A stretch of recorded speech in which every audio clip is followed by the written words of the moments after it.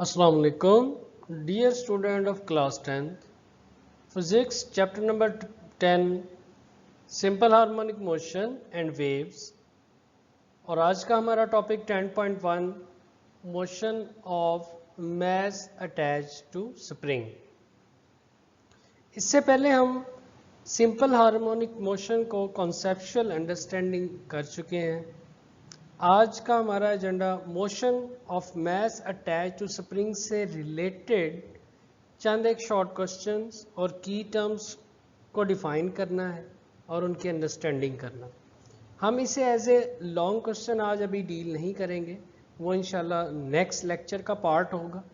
आज के लेक्चर में हम इससे रिलेटेड टर्म्स जिनमें हुक्स लॉ है, स्प्रिंग कांस्टेंट, रीस्टोरिंग फोर्स, इस तरह के कॉन्सेप्ट्स को डील करेंगे। मोशन से एसोसिएटेड यानी मास अटैच टू स्प्रिंग की मोशन से रिलेटेड जो टर्म्स हैं उनमें सबसे पहले हुक्स लॉ, स्प्रिंग कांस्टेंट और थर्ड नंबर पे रीस्टोरिंग फोर्स है। हुक्स लॉ सिमिलर है जो कि आपने 9th class chapter number 7 physics में पढ़ा। स्प्रिंग कांस्टेंट और रीस्टोरिंग फोर्स के कॉन्सेप्ट्स इंशाल्लाह आज आप सीख लेंगे। इन्हें हम वन बाय वन एक्सप्लोर करते हैं। जब हम हुक्स लॉ की बात करते हैं तो मैंने कहा कि ये बिल्कुल एज इट इज़ है, जस्ट वर्डिंग थोड़ी सी चेंज है। जैसा कि आपने 9th फिजिक्स चैप्टर नंबर 7 में यंग्स मॉडुलस से पहले इसको डील किया। अब यहाँ इसकी वर्डिंग कुछ इस तरह से है कि the force is directly proportional to the change in the length x of the spring. Simply अगर इसको अंडरस्टैंड करना चाहें तो ये इतना सा है कि जब भी किसी बॉडी यानी स्पेशली स्प्रिंग की अगर बात कर रहे हैं, क्योंकि हमारे पास स्प्रिंग सिस्टम है यहाँ पे, तो जब किसी स्प्रिंग सिस्टम के ऊपर फोर्स लगती है, कोई बॉडी है जो स्प्रिंग के साथ अटैच है और उसके ऊपर फोर्स लगाई जाए तो वो कुछ डिस्प्लेसमेंट कवर करती है, अपनी एक फिक्स मीन स्टार्टिंग पोजीशन से थोड़ा दूर चली जाती है। उस डिस्प्लेसमेंट या उसका अपनी मीन पोजीशन से हट जाना, जितना वो दूर जाती है वो x यानी डिस्प्लेसमेंट, उसी को हम यहाँ पे लेंथ x का नाम दे रहे हैं। अंडरलाइन में आपको दिख रहा है यहाँ पे, इसी को ही लेंथ x कह रहे हैं, यानी लेंथ उसकी x से मुराद डिस्प्लेसमेंट ही है। यानी जब हम किसी बॉडी पे मास पे जो स्प्रिंग से अटैच है फोर्स लगाएंगे तो जितना डिस्टेंस वो कवर करेगा, आगे या पीछे मूव करेगा, वो जो लेंथ होगी उसे x कहते हैं। x से मुराद है डिस्प्लेसमेंट कवर कर रहा है वो। सिंबॉलिकली या मैथमेटिकल फॉर्म के अंदर अगर आप देखें इसको तो हम इसको लिखेंगे f डायरेक्टली प्रोपोर्शनल है x के, यानी फोर्स जितनी आप ज्यादा लगाएंगे उतना ही स्प्रिंग ज्यादा यानी बॉडी ज्यादा डिस्प्लेसमेंट करेगी, स्प्रिंग उतना ही ज्यादा स्ट्रेच आउट करेगा। और हम अच्छी तरह से जानते हैं कि जब भी डायरेक्ट प्रोपोर्शन की इस सिंबल को रिमूव करना होता है तो हम दो चीजें यहाँ पे इसकी जगह प्लेस करते हैं।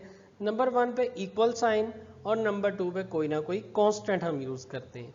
हुक्स लॉ के अंदर और हमारे इस चैप्टर के कॉन्टेक्स्ट के अंदर हम यहाँ पे इक्वल और उसके साथ माइनस के यूज करते हैं as a constant.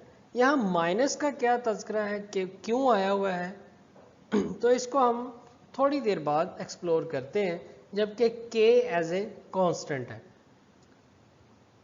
Let's have a pictorial example of mass attach to spring. यहाँ आपके पास एक हुक जिसके साथ स्प्रिंग या स्लिंकी जिसे बोलते हैं वो, और एक मास बॉडी अटैच की गई है जो कि इनिशियली मीन पोजीशन यानी इसका डिस्प्लेसमेंट 0 है। मीन पोजीशन पे, स्टार्टिंग पे, शुरू पे डिस्प्लेसमेंट 0 होता है, यानी इसको इनिशियल पोजीशन भी कह सकते हैं आप।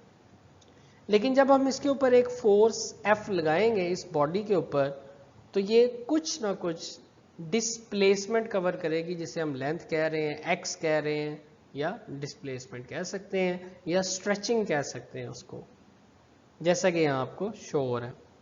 तो जब ये मूव करेगी तो इसका मतलब है ये कुछ ना कुछ डिस्टेंस कवर कर लिया इसने, मीन से एक नई जगह पे चली गई, तो बॉडी m या मैस m का इस न्यू जगह पे जाना, ये नई प्लेस जो कहलाती है ये है एक्सट्रीम, और यहाँ पे आपका डिस्प्लेसमेंट मैक्सिमम हो जाता है। तो ओवरऑल हुक्स लॉ के मुताबिक क्या हुआ कि जब भी आप किसी बॉडी पे फोर्स लगाएंगे तो वो कुछ डिस्प्लेसमेंट तय करेगी, और इन दोनों के दरमियान डायरेक्ट रिलेशन होगा, यानी जितनी ज़्यादा फोर्स लगाते जाएंगे उतना ज़्यादा डिस्प्लेसमेंट होगा, जितनी कम फोर्स लगाएंगे उतना कम डिस्प्लेसमेंट होगा। अब हम देखेंगे दूसरी टर्म स्प्रिंग कांस्टेंट को।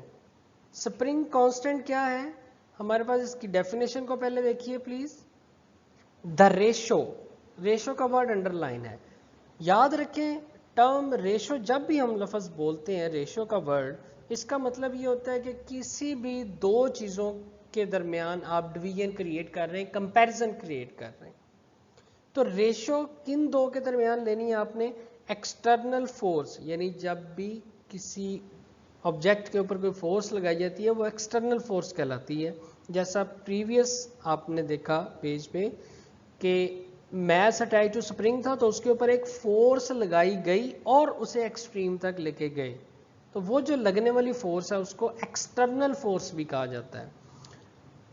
तो स्प्रिंग कांस्टेंट क्या है, the ratio of external force and, और दूसरी इसमें क्वांटिटी कौन सी इंक्लूड है, इंक्रीज इन द लेंथ। ये भी आपने भी देखा हुक्स लॉ के अंदर कि जब आप फोर्स लगाएंगे तो डेफिनेटली लेंथ इंक्रीज करेगी, यानी कुछ ना कुछ डिस्प्लेसमेंट कवर होगा, इज कॉल्ड स्प्रिंग कांस्टेंट। यानी पिछली स्लाइड में सिर्फ आपने इन दोनों को कंपेयर किया कि फोर्स लगी तो लेंथ बढ़ेगी और ये डायरेक्ट होगी, और इन दोनों की जो रेशियो है उनको आप बोलेंगे, उसको बोलेंगे स्प्रिंग कांस्टेंट, यानी जो k की वैल्यू आपके पास वहां पे आई थी।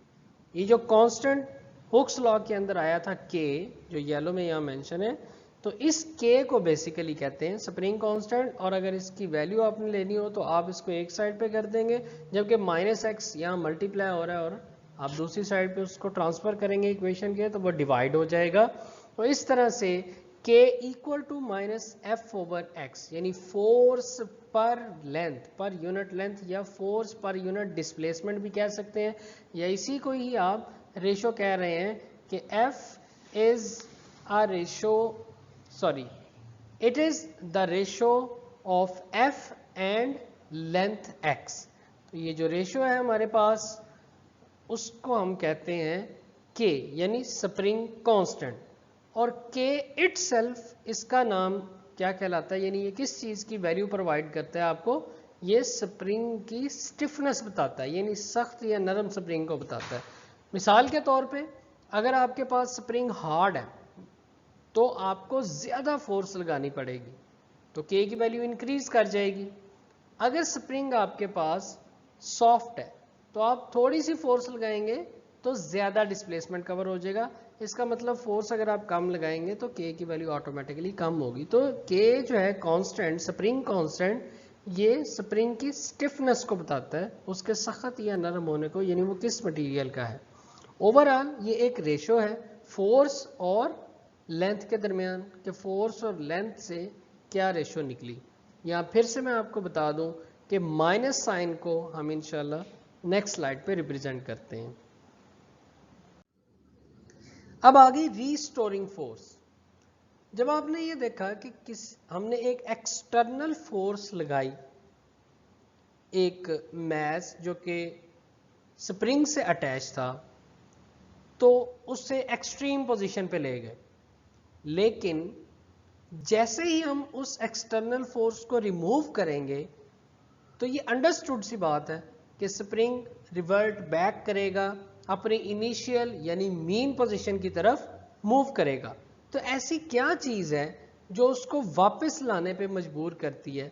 आप भी अगर किसी स्प्रिंग को अपने हाथ से खींचें तो आपको अपने हाथ के ऊपर एक खिंचाव फील होगा, यानी एक तरफ आप खींच रहे हैं लेकिन उसके बिल्कुल ऑपोजिट स्प्रिंग आपके हाथ के ऊपर एक फोर्स लगा के वापस खींच रहा होगा।